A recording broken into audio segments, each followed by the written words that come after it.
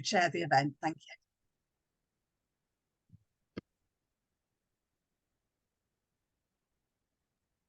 Okay, thank you very much indeed for that, Donna, for that very kind introduction. And many, many congratulations to you on your appointment as the Chief Executive of the Advocacy Project. So pleased to have you. Friends, good evening and welcome to this evening's event as we celebrate a very important group of people from our community, our unpaid carers. You know, we have over 5 million, that's 5 million unpaid carers in the UK, working selflessly to care for the needs of their loved ones. Indeed, it is an essential role and one that I think our society can't afford to overlook.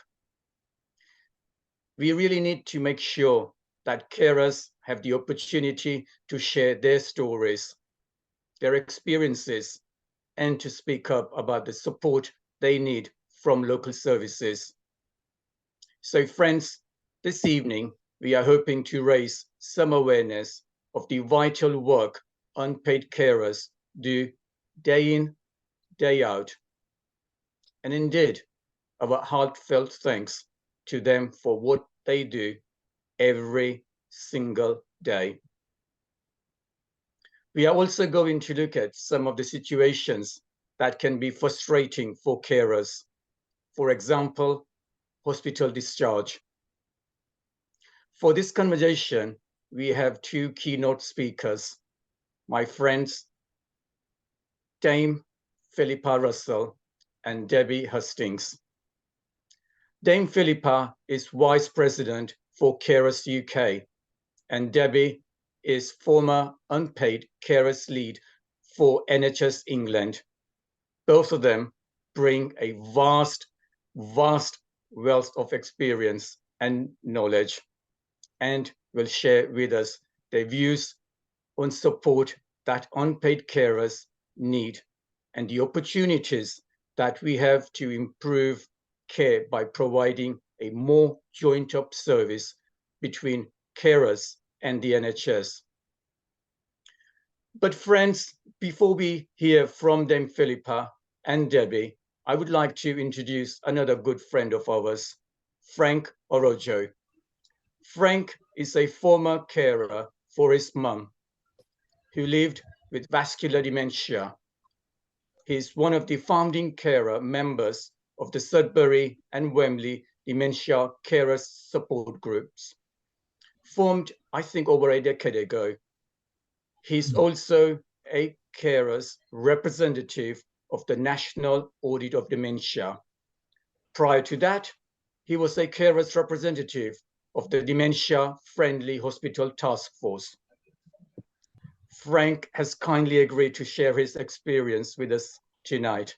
So Frank, thank you so much for joining us. You really are an inspiration to so many. It'd be really good to hear a little about your fabulous work and indeed your journey to being a carer. So over to you, Frank. Thank you, Peter. And yes, hello everybody. As you've heard, I care for my late mum who had many health conditions, including vascular dementia. And over the past 13 years, as Keaton's already mentioned, I've had the privilege to get to know hundreds of family carers in Brent, Harrow and Ealing who support somebody with dementia through the support groups I run. And one of the critical areas that always comes up in my conversations with these family carers is to do with their experiences of when their loved ones are in hospital. And so given that this event is about hospital discharge, for the next few minutes, I'm going to provide you an example of when my late mum was last in hospital, which highlights many of the issues and challenges that are still prevalent today. So I'm going to set the scene for you a bit. My mum was late stage vascular dementia. I was caring for her at home. She was effectively bedbound. The only room she wanted to stay in that she was comfortable with was her own bedroom. She could transfer from the bed to the chair and to the commode, but I knew I was basically supporting Mum in the last few months of her life. And there came a time when she contracted a urinary tract infection, a UTI as it's commonly known. And this was the last time she was admitted to local hospital. This wasn't the first time she'd gone into hospital for a UTI, but the experiences we both had on our previous occasions, you could say, prepared me for what I knew how best to handle this situation. What I wanted when my mum was admitted as an inpatient was for the doctors and nurses to engage with me, to treat Mum and me with respect and care, to see me as a valuable asset, and especially the knowledge I had about Mum, and to ask me about Mum's lifestyle, exactly how was she living, so that they would inform them of what the best possible outcome was for Mum. What I received was not exactly that. When Mum was admitted as an inpatient, the first day I visited Mum in the hospital ward, I noticed she was, as a result of her infection, on an IV-driven IV antibiotics. So I tried to engage with the staff to inform them that as soon as Mum would come around, that because she would be confused where she was and she would be agitated and I probably wouldn't be there, that they should make an attempt to try and protect the cannula in which the IV drip and the antibiotics was getting into her body. I explained this position to two nurses. I had to take the initiative. Nobody asked me. I took the initiative to do that. But I got the impression that I was being seen as a bit of a nuisance because they weren't actually listening. So I tried to do this. I tried to let them know. And so I went back the next day, visiting her in the hospital ward, to find Mum actually in a much better state, healthy physically. However, she was very restless, and I noticed, surprise, surprise, that she pulled the two tubes out of her skin, and I could tell that from her skin, causing her pain, causing her discomfort. In other words, the nurses did not listen to me. They did not see me as an asset. That meant that the care Mum received wasn't exactly great, because that caused her pain. She was agitated because she didn't understand where she was.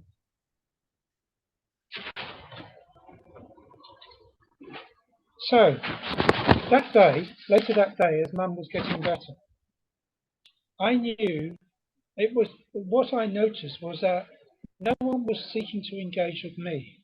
It wasn't that they saw me as an asset, and I was doing all the talking. I was the one trying to engage with them, which is not exactly the thing you want to see, because how could they possibly understand what was the best outcome for Mum if they didn't engage with me? I was the one that knew Mum best. So I had to explain to them what I expected from Mum's discharge. I approached all the nurses and the doctors to basically say, as soon as Mum is medically fit to be discharged, I want her discharged straight away. And I explained why. I explained that because Mum was in a place where it wasn't appropriate for her, she was agitated as well, that she wouldn't eat and drink as well as she would at home. I also explained to them that Mum wasn't going to stand up and walk out of the hospital. She was late stage dementia. It was basically what I was doing was palliative care. So I approached them to say, I want Mum discharged as soon as she's well enough to be discharged. However, the response I got from the nurses, the OT and the physio wasn't exactly encouraging. They weren't really listening. But there was one person who did listen. and the most important person, the senior consultant. The senior consultant listened to me and agreed with me. And in spite of the objections of the rest of his staff, he did agree that Mum should be discharged the next day. Not only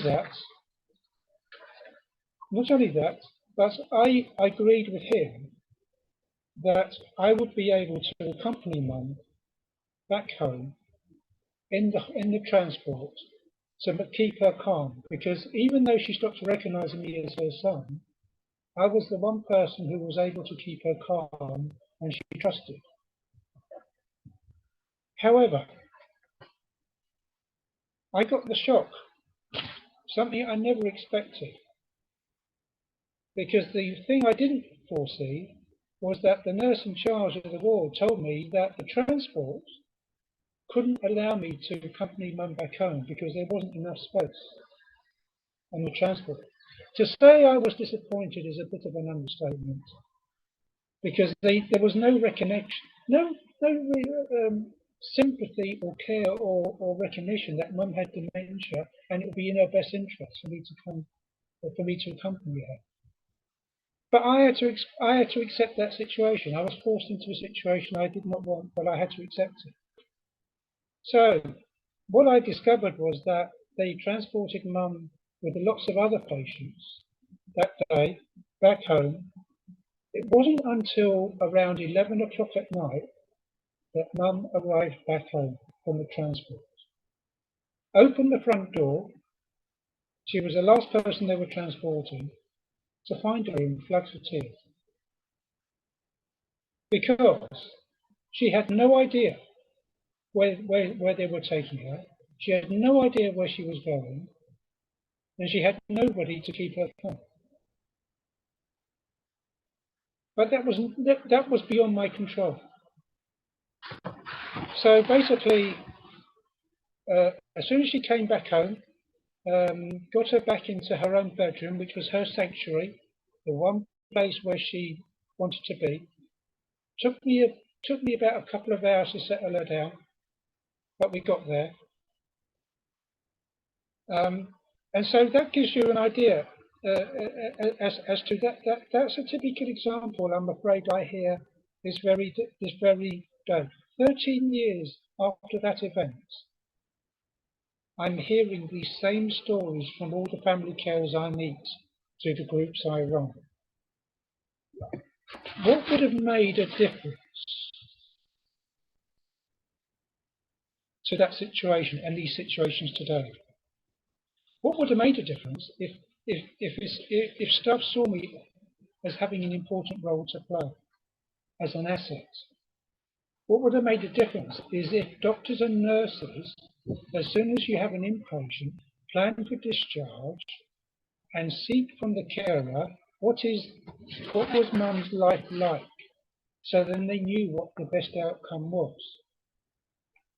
To engage with me proactively, not for me to take a proactive role, but for them to engage with me, to be caring, to be respectful.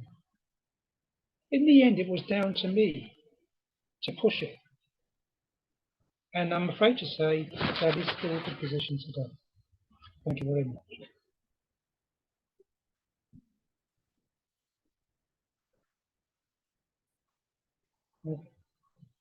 Keaton, I think you're on mute.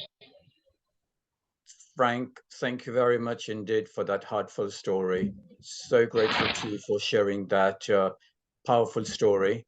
And no wonder you really are inspiration to so many people. And again, many, many thanks for sharing your very, very moving story.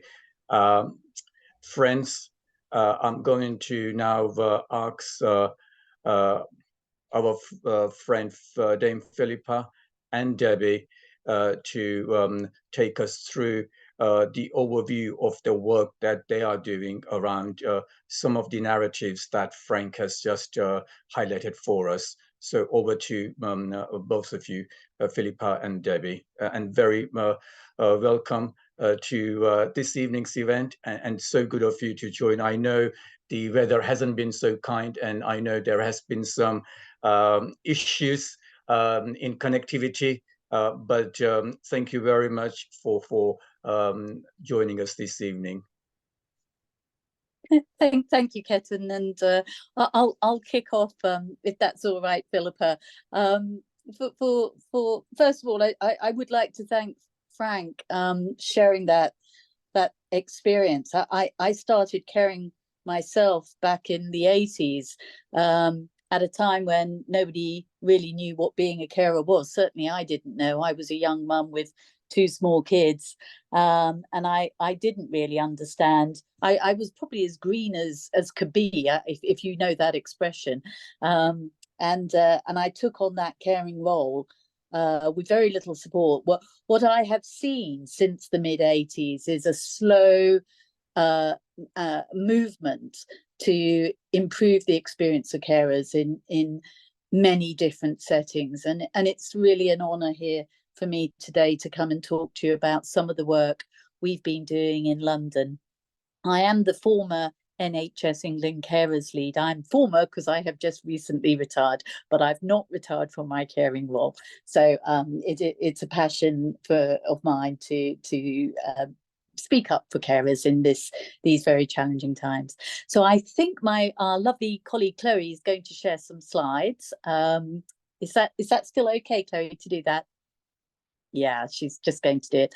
So one of the things that I wanted just to start talking about was really just to sort of contextualize what Ketan talked about in his introduction. We have in Brent nearly 23,000 unpaid carers according to the census, but that we know masks many people who don't identify as carers because they see themselves as family, friends, neighbours, and they don't realise that what they do is called professionally being a carer because of the complexity of the terminology.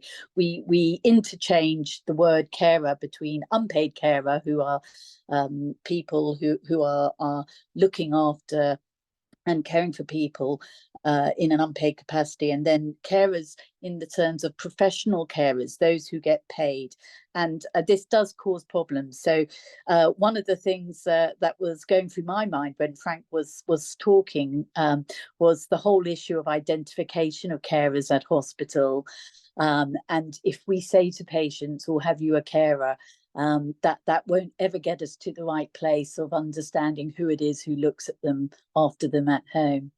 So when we think about that 30,000 unpaid carers, the actual contribution that is, and I'm going to just put this in an economic term, is actually worth 763 million to the borough of Brent. Is a huge contribution they make.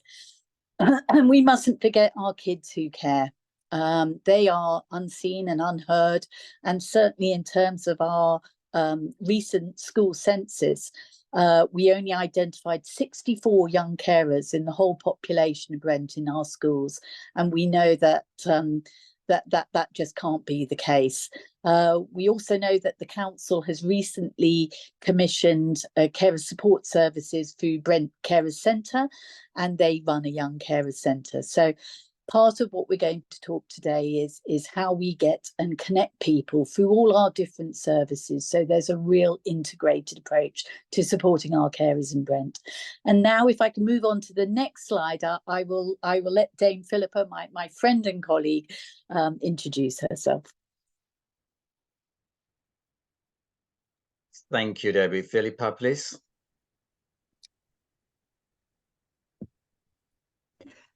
Apologies, I hadn't realised that I was muted. It's a great privilege to be here today, a second visit to Brent.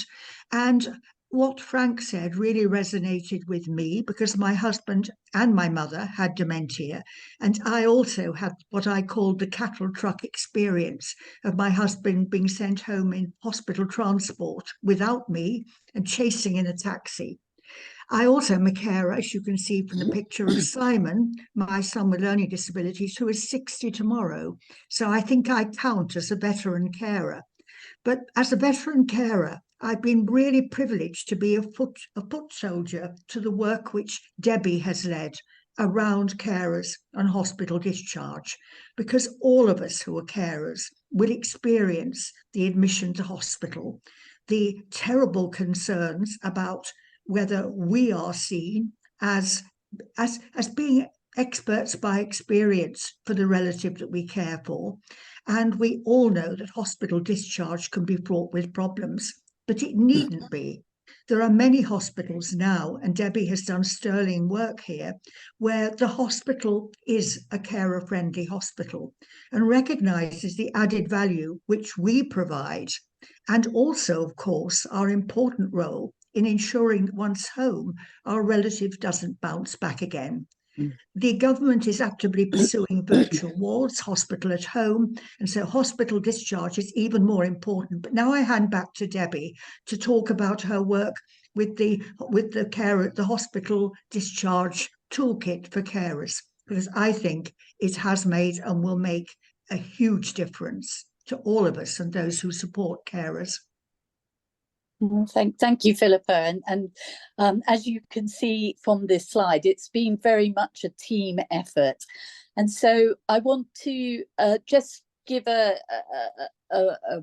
context of what the catalyst for the work in London was. And it was very much the Health and Care Act 2022. For those of you who are less familiar, in the particular part of the Act, Section 91, Carers UK and other wonderful lobbyists petitioned Parliament to include within that support for unpaid carers of all ages. Now that's I'll get to that in a minute, but that is now a duty. So in the past, there was always this feeling of, well, yes, it's a nice thing to do, but now it's actually a must do. And I think for us in London, it was very much the driver between how we help our provider services, our hospitals and our community providers and mental health trusts, to bridge that gap between a mandated duty and how they can operationalize it. So I want to just make clear that this duty is also around young carers. So previously, the law was very specific about the support to identify and do care planning with adult carers. So the new duty is to also include young carers. That's really important. And it's to ensure that no carers are left without adequate support or an assessment of their needs. And to be honest, I think, you know, from hearing from Dame Philippa and from Frank earlier and through my own experience, we've got a long way to go to achieve that. And I think in terms of some of what, you know, hospital discharge at particular time, what we know, it's really challenging and it's also very emotional. I could hear the emotion in Frank's voice, and I know through Philippa, she's had her own hospital discharge to manage this year for both her son and daughter. And it's a really difficult time, as well as wanting to make practical arrangements like transport home. All of these things are very emotionally charged. And let's face it, it's a power relationship and it's not on the carer's side. I've myself experienced a hospital discharge for my 92-year-old aunt this year when I was rung 2 hours prior to her discharge. I live a long way away from my auntie, and they said, well, you can come pick her up now. And no one had actually spoken to me about her discharge. So this is still very much where we are. This is the baseline, and so we need to improve. And like Philippa says, that discharge, if it's not done well, can be a make or break situation. So it can be a road to rehabilitation, or unfortunately, if it's not done well, it can be a road to readmission. And we need to invest in knowledge, our knowledge, particularly the experience and voice of carers, to help support our health workers, those consultants and nurses and hospital discharge colleagues, to really understand why it's important to engage with carers. In many ways, as Frank said, we're the experts on the patient. We're the ones who know the patient and understand their needs. And you know, if mum doesn't eat porridge in the morning and the hospital thinks that's just her way, it might just be that mum's never eaten porridge. So listening to the carer is actually really important. And Carers UK did a fantastic piece of research back in a report they published in September 2021, and I've had permission to share that.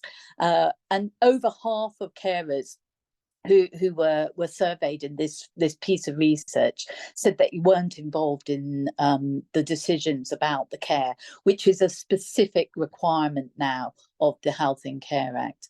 And most carers didn't have their needs assessed. It was something like 80%. It may have been more.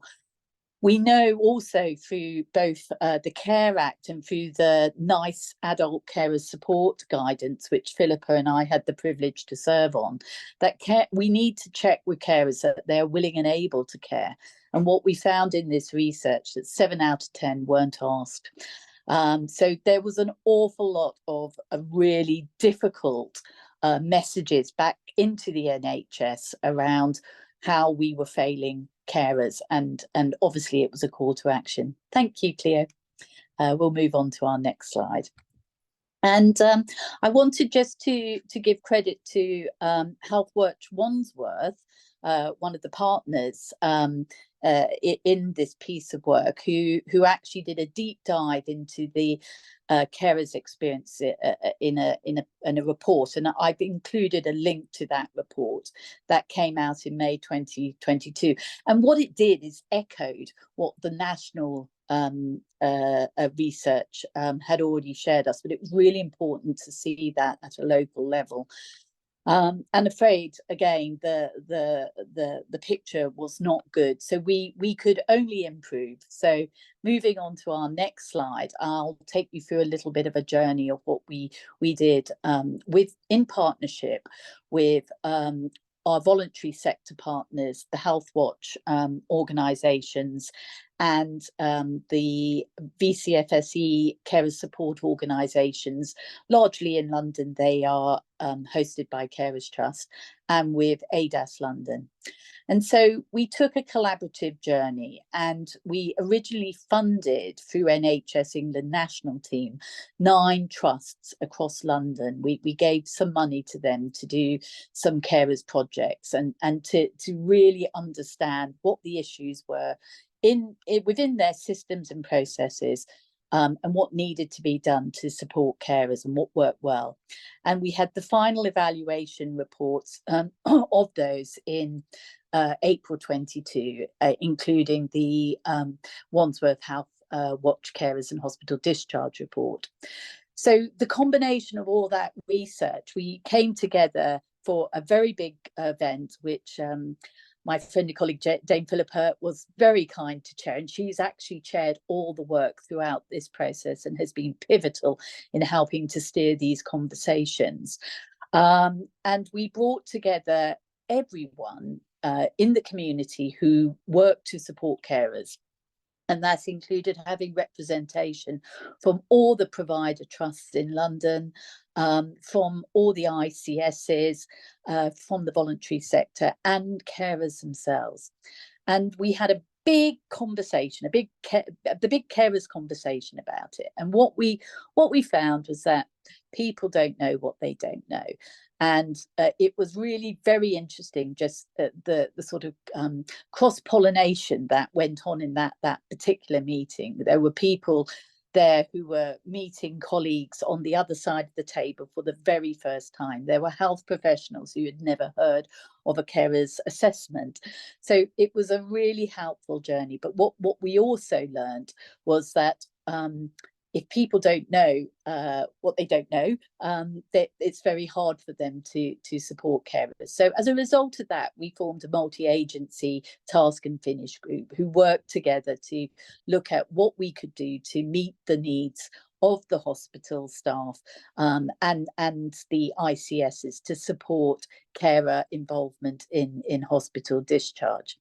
And it was decided that what they needed more than anything was a practical guide. So the statutory guidance that came out linking to Section 91 of the Health and Care Act tells and outlines the duties of what the provider trusts must do, but it doesn't tell them how to do it and how to go about it. And so what we did is we decided to work together to co-create a carer's hospital discharge toolkit. And as a result of that, we had over 400 people engaged in that process. It went through many iterations, and the journey to refine it to something that is good. It's not perfect, but it is good. And as one of my favourite colleagues, Alan Worthington, who's famous for co-creating the Triangle of Care toolkit for carers, said to me, we mustn't let perfect get in the way of good. So that was launched last February, March time, and is now being brought into play across the provider landscape in London. So expectations are very high. The reality is it's a slow change process as we onboard more providers into this workspace and they gain the experience they need to support carers. Thank you, Cleo. We'll move on to the next slide. So a lot of the toolkit was designed around an original carer pathway. I have been working in this space for decades. So carer pathways have been developed up and down the country from, well before this one. But we have, over a period of time, refined those carer pathways. And we've tried to make that as simple as possible. And what we know is leaving support to carers to the very end, discharge doesn't work. All our projects and pilots showed us that we need to identify carers at the front of the door. So before, and preferably even before they enter hospitalization period. And we need to have a welcome. I've heard very clearly from Frank that there was very little welcome when his mother was arrived in hospital, and there was very little recognition of his role and the expert knowledge that he had. And then again, we shouldn't wait to use that knowledge proactively and to seek support for that carer, either through a statutory carers assessment, which social care will provide, or through support ourselves as health professionals. We can be there to help explain some of the quasi-house language, the terminology. We can explain a bit about the conditions. We can also help in transferring skills and capabilities. I know, for example, one of the things I struggled with being a non-clinician was, how on earth do I get my mum's pressure socks on? And a lovely community nurse helped me with that. But actually, all of these things, require us to be really proactive and involve the carer.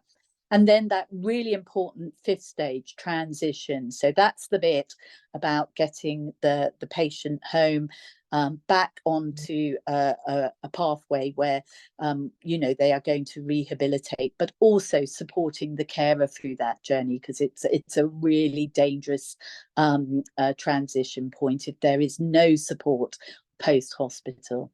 So if I go to the next slide, what I've done in here is I've just pulled out the 5 stages, and what we did in terms of the practical side was we gave hints, hot top tips, put it that way, of how staff may go through each of those particular stages and take that to help raise awareness and educate them and empower them to engage with carers, because believe it or not, a lot of hospital staff are very concerned about identifying carers because they don't know that there is support out there, and so they worry.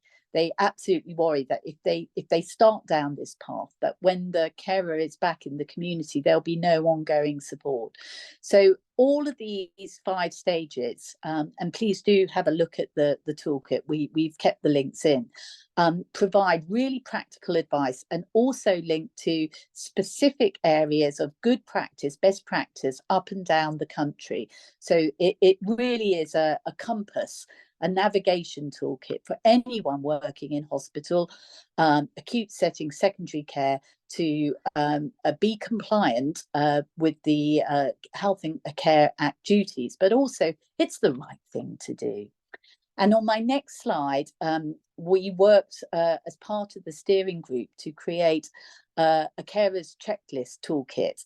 And part of that was really to look at those key questions so that we could audit what had been done for the carer throughout the hospital journey. So, you know, had they been identified, right the way through to the discharge. And I was thinking about Frank's experience of hospital transport. And again, you know, these sort of things. Has the transport requirements of payment been discussed with the carer? Step 5. I mean, clearly, Frank, that there was no discussion around that. And actually, you know, organisations and campaigners like John's campaign, which has done such amazing work to support dementia care in hospital, would be very disappointed to hear Frank's story. I certainly, when my mother was being discharged, was allowed through Epsom St Helier Hospital to be with my mother throughout that journey. In the next slide, I've just popped a small point about mental health trusts, because the statutory guidance currently does not cover mental health hospitals. Now, that doesn't mean that the principles of the Health and Care Act don't apply to mental health trusts. They absolutely do. And there is separate guidance that is on its way, but that has not arrived yet. What we know is that all of this is anyway covered under the duties to cooperate under the Care Act 2014, the Children's Act 1989, and the Health and Care Act 2006. And anyway, why would we treat mental health carers differently to any other carers? It would be absolutely discriminatory.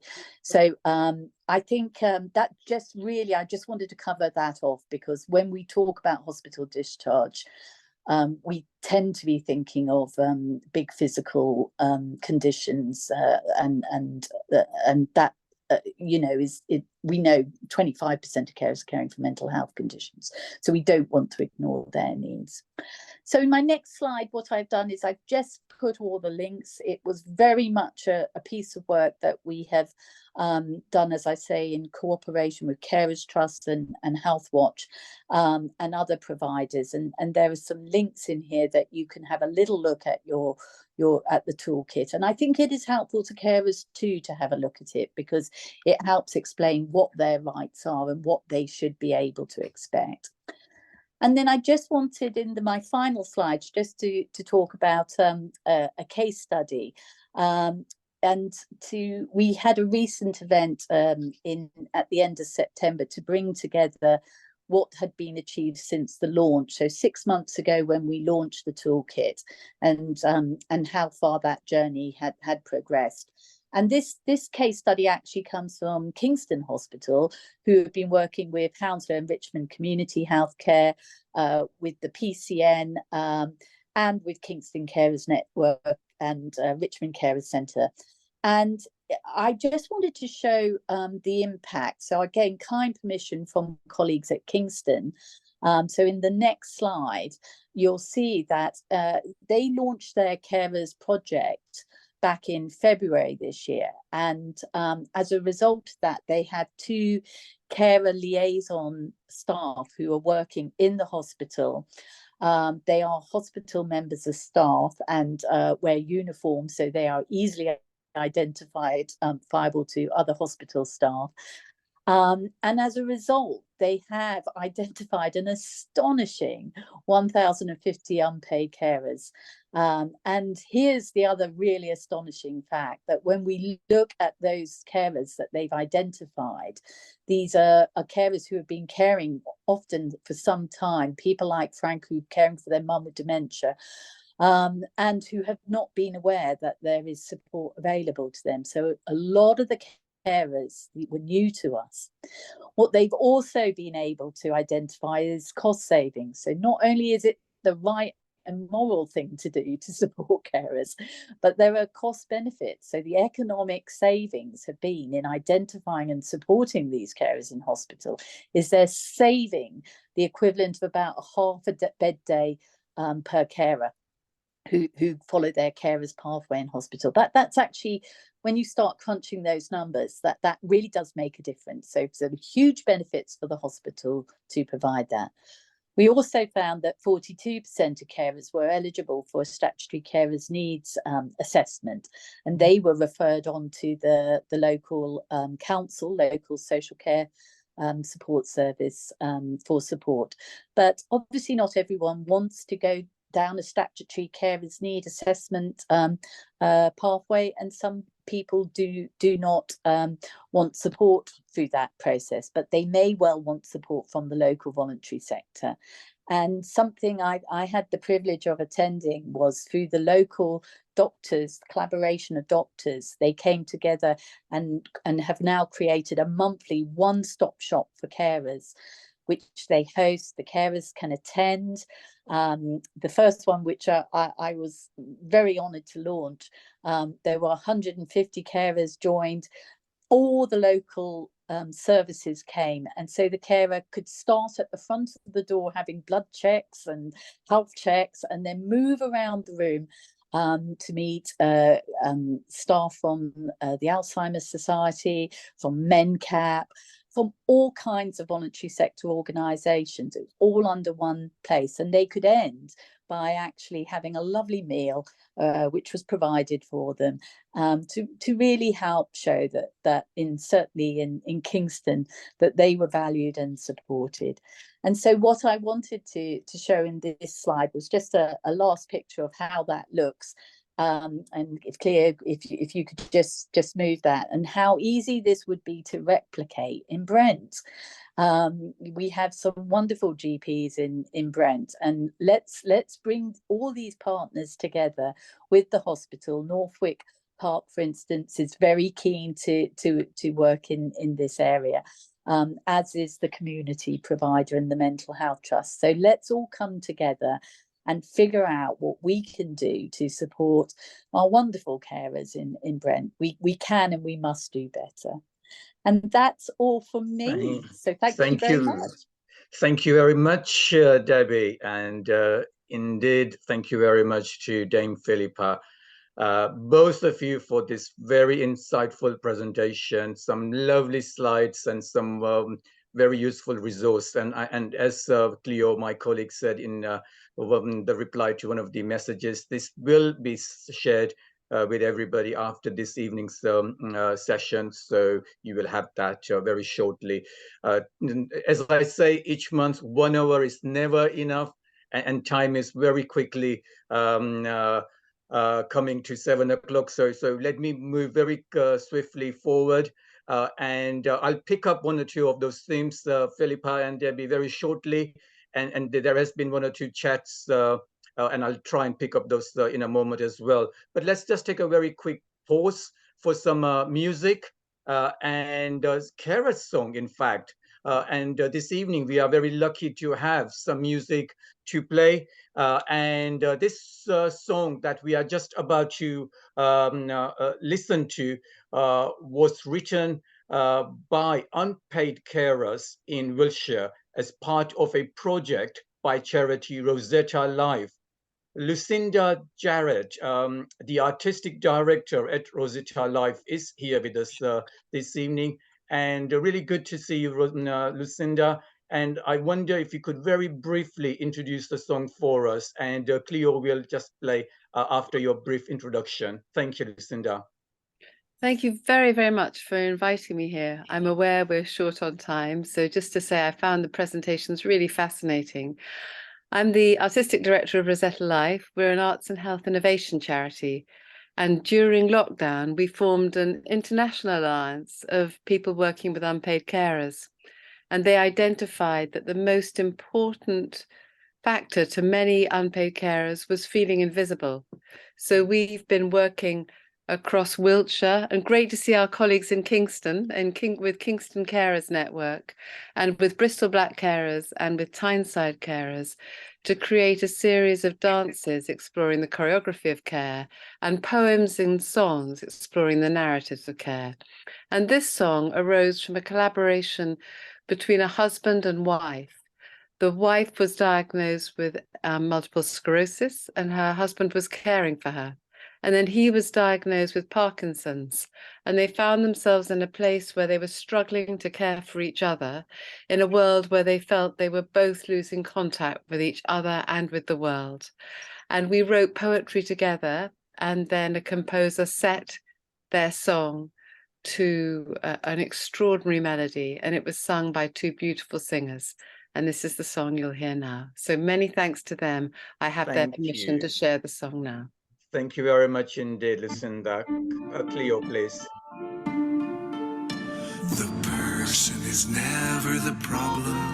It is the obstacles put in their way. It was a magic dawn. Create an account, log in, link up. The world is coming to me. Now the world is running away. Locked out of my own life by obstacles put in my way. The person is never the problem. It's the obstacles put in their way. Reach of arms to pull you close inside a space so soft we feel our lives across the world. Baffled and beaten, I'm spanning the difference between patience and rage, and the obstacles put in my way. The person is never the problem. It's the obstacles put in their way.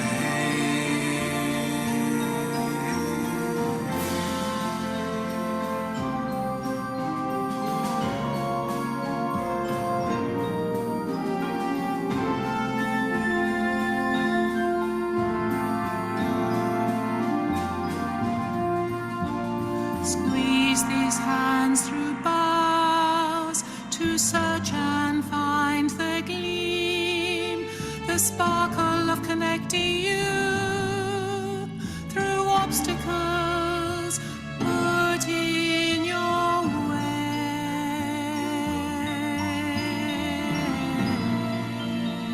Please, can I talk to someone?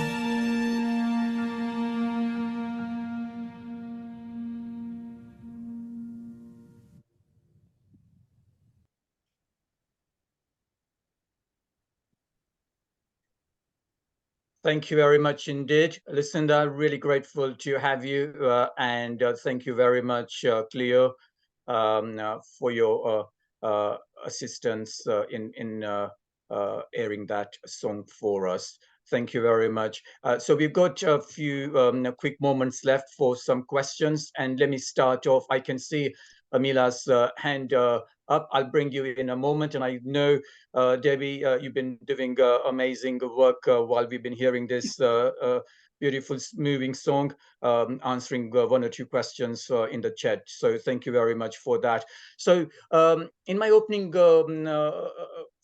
few words, I reference Philippa and Debbie, the awareness, and also in your presentation, Debbie, you mentioned the awareness, and I'm keen to understand how we can bring about that awareness even more than we are beginning to do so, because large number of perhaps unpaid carers would not consider themselves in that role, and perhaps would not know how to get help and support. So how do we go about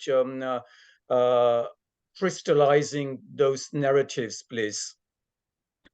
Well, I think you've got to the crux of the matter, Ketin, and I'm sure others on this call are thinking the same thing. Identification is absolutely key, and 7 out of 10 carers start their caring journey in an NHS setting.